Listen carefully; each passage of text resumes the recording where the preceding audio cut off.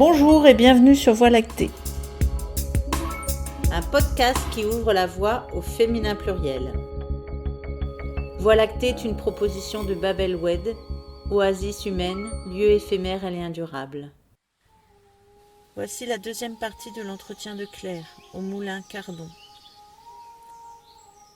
Elle est la créatrice de l'association Sol et Lune. Voix sacrée, voix sauvage ou comment faire corps avec sa nature profonde. Nous parlerons des louves, de la réceptivité, féminine, peut-être pas que. Du travail de chant comme acte politique, de magie, de poésie, d'incarnation, de sacré et d'humanité.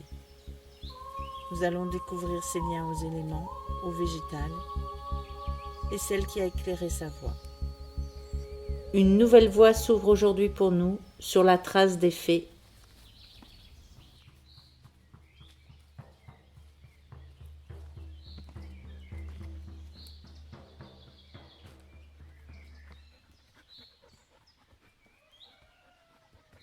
Alors le groupe des Louves, c'est 15 femmes. Ouais. On vit, je propose donc de partager ensemble 6 week-ends sur une année. Donc c'est du samedi 16h au dimanche 18h. On passe une soirée, un après-midi, une soirée, une nuit ensemble, un matin et une journée complète. Je fais des propositions d'exploration dansée. Moi, j'ai mis en place pour moi un cheminement avec une construction d'un déroulé sur les 6 week-ends et un déroulé aussi sur les 28 heures qu'on passe ensemble. Il y a vraiment une construction qui est pensée tout en étant complètement intégrant la spontanéité de ce qui se passe. Donc c'est un jonglage. Il paraît que ça je sais faire. Il y en a qui m'appellent une alchimiste du groupe. Mais ouais, et ça c'est assez, ça me passionne, c'est-à-dire à la fois j'ai vraiment une ligne de ce que je veux faire découvrir, ce que je veux partager avec ces femmes. Et en même temps, voilà, il y a vraiment beaucoup de place pour la spontanéité. Ouais. Et il y a des temps d'action, de mise en action, et des temps de dépose et des temps de partage. De parole, sous diverses formes aussi. C'est pas, je donne des fois une couleur au type de partage, à chaque fois. Et voilà. Et donc ça se passe dans la salle, mais aussi beaucoup dans l'extérieur, dans la nature. Donc je suppose que ça varie aussi au rythme des saisons. C'est pour ça aussi que la tonalité, l'intention change. Oui. Et ça démarre en septembre avec à la période de l'équinoxe et où on entre en fait dans la saison sombre. Et on va passer tout l'hiver en fait, la traversée de la nuit pour réémerger en mars et avril, et en mars et mai. Mais c'est la pleine lumière, où il y a vraiment ce travail de descendre dans l'ombre et de remonter vers la lumière, et d'aller dans le creuset, dans le fond de l'ombre, et en fait d'y trouver énormément de vitalité et de lumière. Et puis j'appelle ça la meute des louves, parce qu'il y a aussi le loup qui n'a pas peur d'aller la nuit, d'aller dans l'ombre, qui même se déploie pour une bonne partie dans l'ombre, qui est aussi, si on regarde dans le symbolisme yin-yang, l'ombre, c'est aussi la réceptivité, et d'aller vraiment traverser toute cette phase de réceptivité, de se connecter aussi beaucoup à la nature et de la percevoir de manière réceptive, pas que mais aussi réceptive, de la laisser nous imprégner. Ça nous fait aller après dans la phase yang de la lumière et de l'action avec une autre qualité de présence. parce que la réceptivité, elle est ouverte et c'est beaucoup plus intimement mêlé. Dans notre société, on est tellement stimulé dans le yang, dans l'action, dans le faire, dans le résultat, qu'il y a vraiment un travail précieux à faire dans cette réceptivité. Dans l'accueil et Dans l'accueil. Ouais. Et puis c'est aussi quand même une disposition féminine. C'était juste... Et justement, pour toi, pourquoi c'est des louves, pourquoi c'est des femmes? Parce que tu es une femme ou parce que tu penses aussi que c'est une qualité qui est là plus proprement féminine et qu'elle est à réveiller d'abord chez les femmes qui pourront peut-être la diffuser Oui, peut-être qu'elle est pour l'instant plus accessible aux femmes. Peut-être. Ça ne veut pas dire que les hommes n'en ont pas besoin, mais qu'en tout cas, j'ai l'impression que là, il y a peut-être beaucoup de femmes qui sont dans le travail personnel, dans le développement personnel, même en thérapie, il y a plus de femmes, parce qu'elles ont cette disposition et peut-être que la société, elle leur convient encore moins qu'aux hommes. Parce que je pense que si les hommes ont tout à gagner à aller vers la réceptivité, mais bon. En tout cas, c'était plus accessible, effectivement, parce que je suis une femme, mais aussi parce que moi, j'avais envie de développer. Et puis aussi, en tant que femme, se positionner dans le monde, ou même aussi par rapport à l'homme, ou aux hommes, parce que il y a des milliards d'hommes aussi. Mais à l'homme ou à l'autre, dans l'altérité. Non, c'est plus ça, se positionner dans l'altérité. Pour pouvoir être bien ouverte, en fait, il faut savoir bien fermer aussi. Et donc pouvoir dire un vrai oui, il faut absolument pouvoir dire un vrai non. Et dans le travail des louves, il y a vraiment un apprentissage aussi de sa part solide et d'affirmer, on évolue dans le travail et pouvoir affirmer un non aussi. Parce que c'est ça qui va permettre un vrai oui. Et là, j'ai pas mal de trucs, de jeux qui permettent de sentir ça. Et je suis assez tenace à cet endroit-là pour leur faire sentir parfois à celles qui sont pas, qui savent pas vraiment tenir, qui croient qu'elles sont des femmes solides et qui savent mettre la limite, qui en fait par certains exercices, non en fait ça marche pas quoi, ça tient pas. Ou même il y a de la panique parce que c'est là qu'on va voir aussi tout l'abus dans les postures. Et qu'on va pouvoir le travailler avec des outils, avec de la délicatesse et avec aussi du corps parce qu'on travaille déjà aussi ce que je fais en voix, mais des jambes solides, un bassin, comment tu ouvres tout ça, c'est très... Et du coup ça peut se détendre parce que comme on sait comment dire là juste non c'est non, en fait on n'est même pas obligé de mettre de la force. On revient à l'idée de présence. Ouais. Et du coup, il y a une présence tranquille. Il n'y a pas besoin de force et de violence. Là, on a une chance folle, c'est que le jour où je voulais travailler son agressivité, et là pour jouer, vraiment aller dans la bagarre, il neigeait. Et on est allé dans le grand cercle au fond, là, le grand cercle des ifs. Et c'était en fin d'après-midi.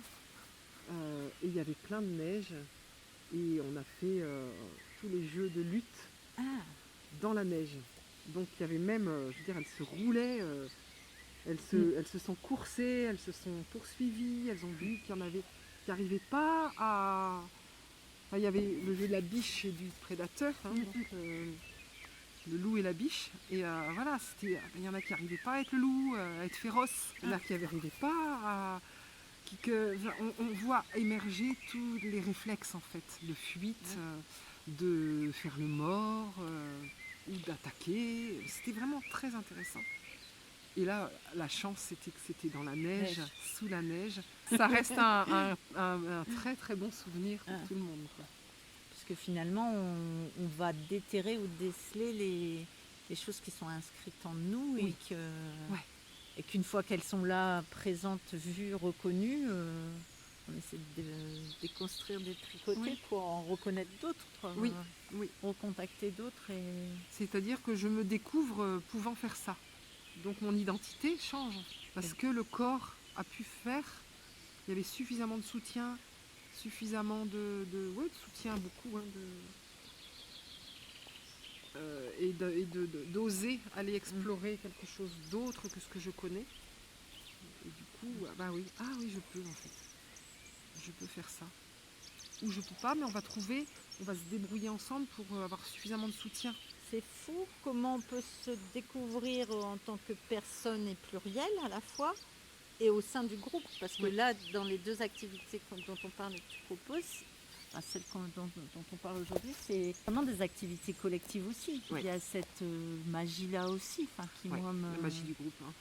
Tu la vis comment Là, tu vois, le travail de groupe, vraiment, moi, je l'ai découvert en gestalt thérapie. Ah oui.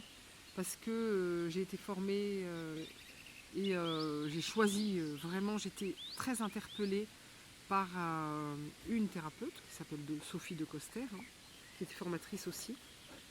Mais au début, je ne comprenais pas ce qui se passait, mais je me sentais à ma place.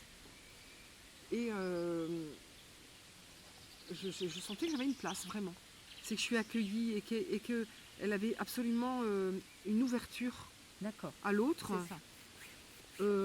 Sophie, en tout cas, et avec une ouverture, avec un questionnement tout le temps ouvert. Et toujours accueillir. Ah oui, c'est comme ça. Ah d'accord, ok. Ah oui, d'accord. Et puis du coup, réfléchir avec moi, mais toujours espèce de cette curiosité de l'autre qui m'a beaucoup, beaucoup interpellée. Et j'ai fait ma formation de gestalt thérapeute où elle intervenait et à chaque fois, je me disais, il y a quelque chose. Et j'ai fini par comprendre. Et donc j'ai fait mon 3e cycle avec la théorie du chant, les chants CHMP. Parce qu'en fait, c'est dans la Gestalt, il y a ce courant de la théorie du chant qui est vraiment parler du phénomène de chant et non pas de l'individu. On part pas, le départ, c'est il se passe quelque chose. D'accord. Là, dans le chant, il y a quelque chose. Je ne l'attribue pas à une cause directement, mais j'observe un phénomène qui est en train de se passer, dont je fais partie et que j'induis forcément puisque je suis là. L'observateur n'est pas extérieur, il est présent. Quelque chose de la physique quantique et du système, de la systémie. Oui, la systémie. Ouais. Mais la posture du thérapeute et donc aussi de l'animateur de groupe, ou du thérapeute de groupe, c'est vraiment, il se passe quelque chose dans ce champ-là. Et comment on va faire évoluer, mais sans intention même de faire évoluer, mais simplement déjà de croire que quand on observe et qu'on soutient le phénomène de chant, il va évoluer. Et ça finit par, comment dire, il reste toujours une part de magie et on ne l'explique pas. Donc ça c'est aussi, tu vois, cette part de l'indicible, de l'incompréhensible, on ne peut pas tout décortiquer. Et on n'est pas des entomologistes qui allons faire des analyses de chaque partie pour comprendre le tout. Voilà. On part du tout, et on accepte la part d'invisible, d'immatériel, ça, je sais pas comment dire, de subtil, on poserait ça, qui est là, et donc tu fais partie au même titre que le groupe. Tu n'as pas une position, t'as une position différente, mais elle n'est pas ni sachant ni supérieure, comme on disait aussi. Voilà. Il y a quelque chose aussi très de la posture du permaculteur finalement. Aussi. J'observe. Ou alors je mets en place des conditions qui vont faire émerger quelque chose que j'accepte quel qu'il soit et que je n'ai pas vraiment déterminé. Oui. Et pour moi, cette posture de chant, c'est un acte politique. Tu vois, c'est vraiment important à ce point-là. et que j'ai compris, mais d'abord par la sensation. Il se passait quelque chose, je ne comprenais pas. Et là, et effectivement, j'ai fait mon mémoire là-dessus, sur mon mémoire de Gestalt, sur qu'est-ce qui se passe pour que je sente quelque chose et que ça fasse que moi je suis transformée. Et donc voilà, après ça a été ma ligne, c'est mon sillon, là où c'est ça ma veine de fond, quoi. Mais c'est vraiment aussi, c'était aussi la réparation de mon histoire familiale où j'étais toujours désignée comme la cause. Et là, non, en fait c'est un système. Et voilà, je le comprenais mieux. Et puis après, aidé beaucoup aussi par Sophie, là, le travail de chant. Dans ma première meute des Louves, par exemple, j'étais tout le temps, j'étais en supervision avec Sophie tout le temps. Et je me sentais responsable de tout ce qui se passait. Et puis elle me disait, mais est-ce que tu es sûre que... Parce que il y avait un petit côté parano là qui se développait, c'est que j'allais avoir tout le monde sur le dos, quoi. Et elle me disait, mais essaye, interroge, ose questionner, et tu vas voir peut-être que, c'est pas... Et du coup d'aller oser, avoir cette curiosité. Et vous, comment vous le sentez ? C'est ça, d'aller interroger, questionner, et donc de prendre connaissance du champ global, voilà. Et pas que de ton ma point perception. De vue ou de ta perception du... Alors j'avais déjà commencé avant avec d'autres groupes, mais là ça c'est vraiment fort, parce que j'y tenais énormément, que ça prenne cette tournure-là. Et d'être aussi dans la danse libre que j'anime, je propose vraiment de se relier à la terre, d'être vraiment, des fois je dis comme avec nos pieds, comme des petits petons qui têtent la terre, et vraiment téter la terre comme notre mère, quoi, avec les pieds, sentir comment effectivement ça nous nourrit. D'être relié aux trois mondes et des bras ouverts pour aller vers les autres, pour accueillir, pour déployer sa sensualité, et aussi être relié à l'univers, au ciel, chaque cheveu relié à une étoile, et qu'effectivement c'est précieux pour moi aussi de se connecter à cette immensité. Sentir l'air, l'élément air, mais tout cet air qui est dehors et dedans, qui rentre en nous. C'est tellement puissant, quoi. C'est puissant. Oui, puis on est un peu au bout d'un système matérialiste. Oui. Et je pense quand même que la tradition judéo-chrétienne a mis une grande valeur à l'âme. Le 20e met beaucoup de valeur à l'esprit, à la pensée cartésienne, et qu'en fait a mis de côté, la poésie, elle est, mais alors chez les poètes ou chez les artistes éventuellement, mais c'est tout. Le reste, il faut être sérieux, quoi. Alors que ça nous débranche en fait de la magie, et puis de notre incarnation, en fait, qui est aussi magique. J'ai lu un livre de Charles Stepanov qui parle du chamanisme, qui a écrit beaucoup de livres sur le chamanisme, et qui, ça m'a aussi un peu éclairé, mais qui parlait des cultures traditionnelles et de l'évolution du chamanisme dans le monde au travers des siècles, et qui parlait de un chamanisme...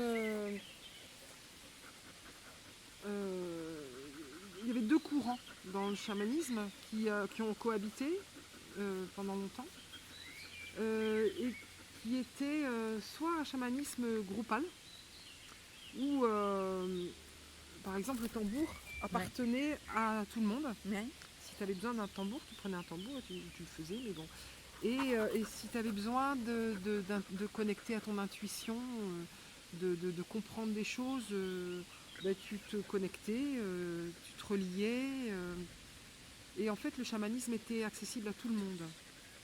Et c'était pas une spécialité. Donc les gens se regroupaient ensemble et faisaient des rituels chamaniques, mais sous forme groupale, et quelque part sous forme de chant. Et aussi, il y a une autre forme où il y a eu des spécialisations. Et c'est un peu après quand même. Ouais. Et donc, cette spécialisation a fait aussi donner beaucoup de pouvoir au chaman. Ça a été après le druide, et puis le curé, le médecin, mais et puis le pouvoir qui s'est séparé, mais qui a quand même donné, qui a donné la main, les rois. D'où ton idée de tout à l'heure du pouvoir politique du chant, quoi. Oui. Du fait de remettre de manière transversale et universelle le pouvoir. Oui. Et redonner le pouvoir à chacun. C'est très intelligence collective et nouveau paradigme. Oui. Quand on parle aussi de facilitateur de groupe plutôt qu'un formateur. Voilà, c'est ça. Voilà. Et moi, même si effectivement c'est moi qui ai initié la meute des louves, sans les louves, je suis rien du tout. Et c'est toi qui crée l'environnement. Quand je parlais du permaculteur, tu crées les contextes, les conditions, les rites et les rythmes, on va dire, ou en tout cas le calendrier et l'espace temporel et l'espace géographique dans lequel ça va. Mais tout le monde en est acteur. Et en même temps, parfois, j'assume ma place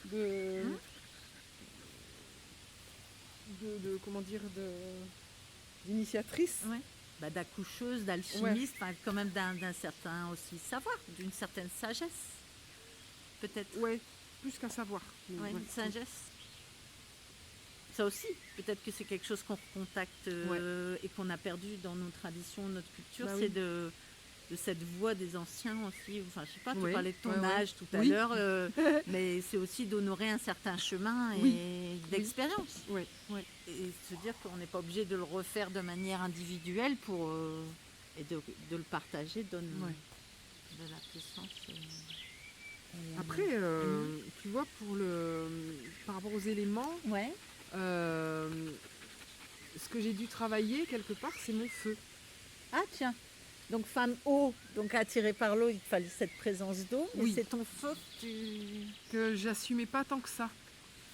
Et que dans la communication, dans l'animation du groupe, j'ai vraiment dû travailler mon feu. Parce que sinon, en fait, l'eau seulement, c'était pas suffisant, quoi. Et l'enveloppement non plus, de l'air, ou l'intuition toute seule, mais et même l'ancrage. Bon, l'ancrage. Finalement, est-ce que c'est pas un équilibre entre les quatre éléments qui donne. Mais le feu était plus défaillant chez moi. Surtout pour le groupe.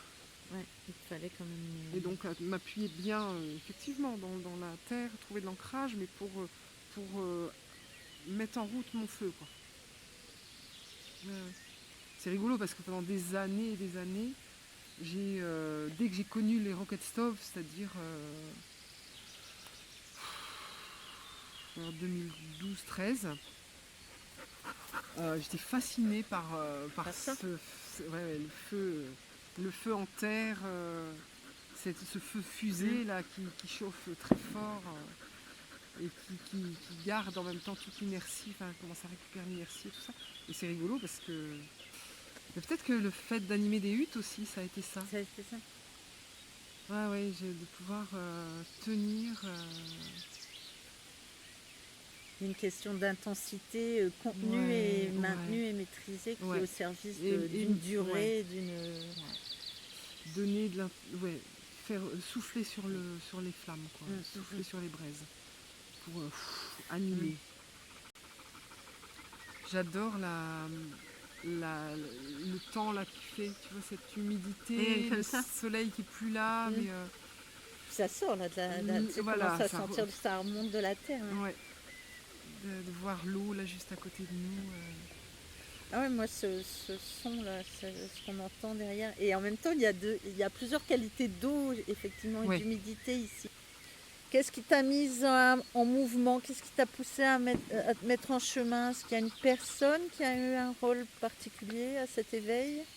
Aux besoins de racines, à la conscience de femme dont on a parlé Déjà Julienne Leclerc, qui a, quand j'avais 16 ans, je l'ai rencontrée Et c'était notre voisine, elle a été dans sa ferme, en bio. Et moi j'ai passé, on a fait plusieurs camps là-bas. C'était des camps de l'aumônerie du lycée Pasteur. Enfin, donc, voilà. Et j'ai passé plusieurs camps là-bas, à Tachincourt, dans le Pas-de-Calais. Et à chaque fois j'allais chez elle. Et c'était une femme qui m'a fait énormément de bien. Elle était plantée, c'était une fermière. Elle avait les vaches, elle allait au champ.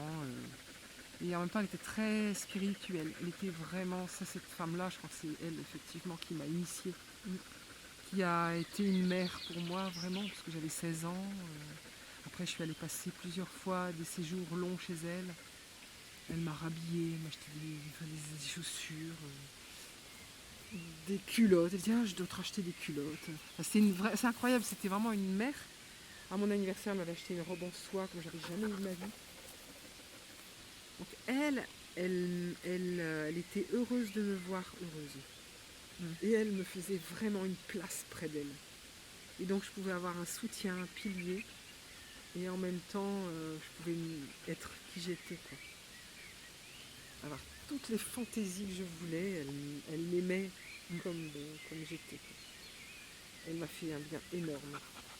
Et qui m'a motivée pour être dans l'agriculture. Mais cette femme, ouais, était vraiment... elle lisait des livres en cachette dans les toilettes parce que son mari ne voulait pas qu'elle lise. Et donc elle était cultivée, elle était très spirituelle, très reliée. Elle allait chez les rebouteux. Et du coup, voilà, elle a couché chez elle. Enfin voilà, donc tout ça, en fait c'est elle que j'ai suivie. Tu vois, j'ai accouché à la maison. Mes 3 enfants, je les ai mis au monde à la maison.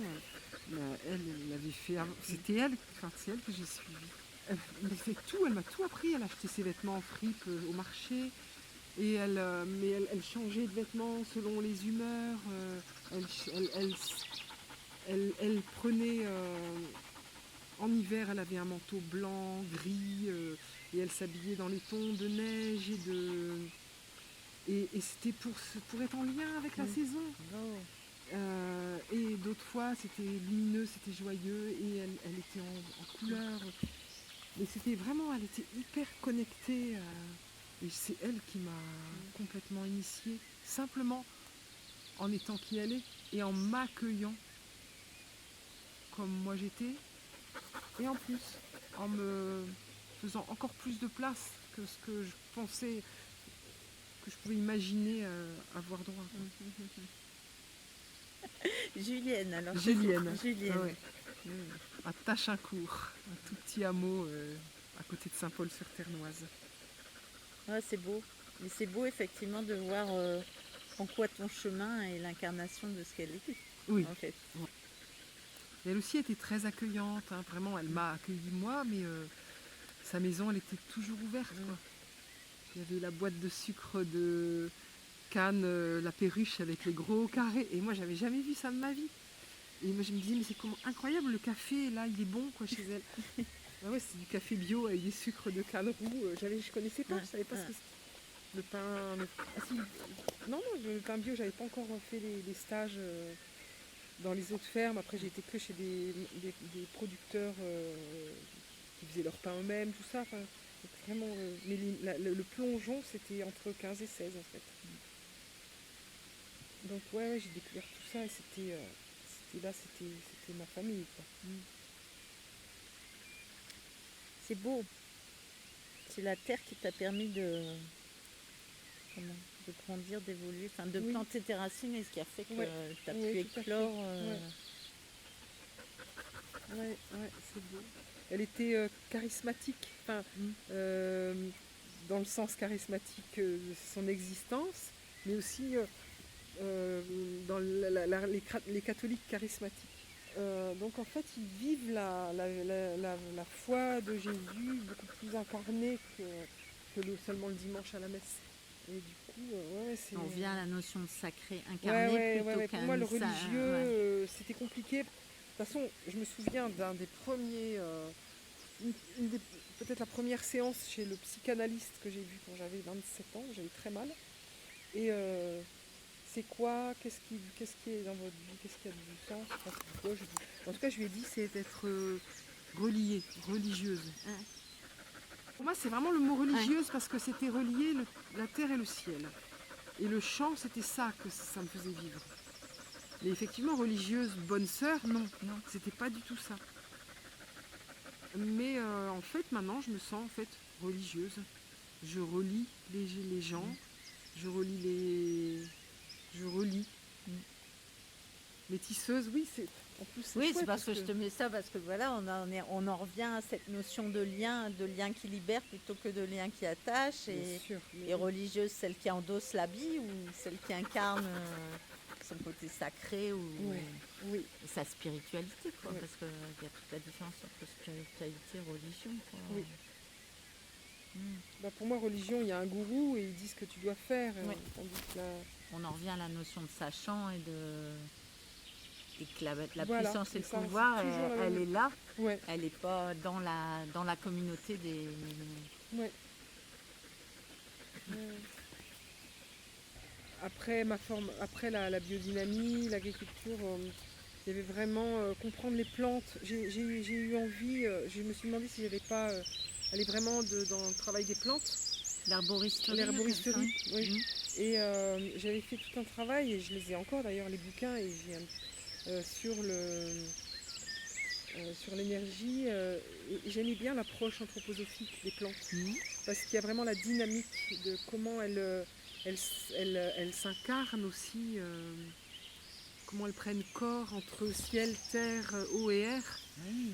Et la sauge, c'était quand même un élément, et c'était très précieux Mais oui, mais cette manière de capter la lumière et capter le soleil dans son feuillage et d'en alchimiser une essence avec à la fois le mystère de la lumière, la chaleur du feu, et de transformer ça avec ses racines de la terre et l'eau qui l'alchimise en essence. C'est riche en huile essentielle et c'est une essence qui pour l'humain donne de la lumière, aide à la perception sensible. D'accord. De tout. En fait, j'utilise pas de sauge blanche amérindienne parce que pour moi, c'est aussi c'est mon terroir, ma place, elle est ici, ma vie, elle est ici, et la sauge officinale, elle s'appelle sauge, mais c'est salvia, et c'est sauvé, mais c'est sauve aussi, sauve ton essentiel, et pour moi, c'est vraiment sauve ton âme. Et elle est là, quoi. Elle est là, on l'accueille, on la fait sécher, on la roule et on la remet dans l'air pour purifier l'air. Et c'est une alliée des femmes aussi. Parce que la sauge, dans les douleurs des règles, les problèmes menstruels, c'est vraiment une alliée pour aider. Voilà, du côté de l'utérus, c'est une sœur, oui. D'une autre espèce, mais c'est une sœur aussi. Qu'est-ce qu'on peut s'approprier et trouver juste dans justement notre tradition, notre terroir? C'est un peu ta recherche aussi, d'avoir cherché plusieurs choses qui te parlent et que tu peux incarner et sentir juste de proposer. Qu'il y a aussi des choses à s'approprier et à reconnaître dans notre territoire, dans notre champ ici proche. Et on revient à des notions de permaculture, quoi. C'est-à-dire qu'est-ce qui est là. Et c'est beau, ce que tu as raconté aussi sur la sauge. Le côté une sœur qui sauve, qui remet chacun dans l'essentiel et qui aide à purifier. À un moment, tu as parlé de toi dans ce lien entre la terre et le ciel. Et finalement, tu as reparlé d'elle de cette manière-là, en disant qu'elles sont créées, qu'elle a une notion d'alchimiste aussi. Donc encore une sœur, une jumelle. Merci beaucoup. Un beau cadeau, comme on a dit. C'est chouette aussi, tu vois, cette interview, quoi. Parce que moi, ça m'aide aussi à me comprendre et à même encore plus ancrer ce que je fais, là où je suis maintenant, mon cheminement.